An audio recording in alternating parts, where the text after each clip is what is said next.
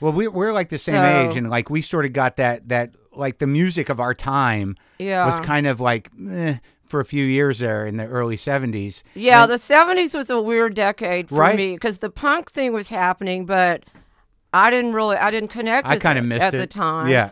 And what I was doing at that time was starting to write my own songs and, like I said, you know, listening, kind of exploring older music, like all the Delta blues stuff. Well, what was the first thing? Because I'm driven the same way. I usually say I have a blues-based brain, and we kind of got the crashing wave of the '60s and all those rock bands of that time, and then all the Brit bands who were tracing back the blues. And I think I got to Robert Johnson through the Stones.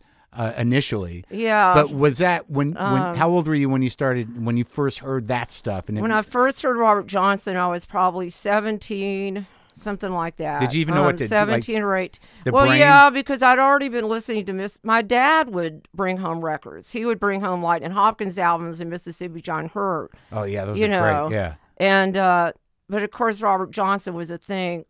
I mean, it was like something from another planet. It was like the Rosetta Stone or something. Like you had to wrap your brain around it. Yeah, it was just a whole other deal. Yeah. And this friend of mine who he was a little bit older than I was. You need that guy. And he played blues guitar, right. And he turned me on to that, when Sony or Columbia released those 20 songs or whatever. Robert Johnson albums. And, I flipped out. Everybody else flipped. That's all I listened to. And it wired your brain for that stuff. Yeah. Lock the gate!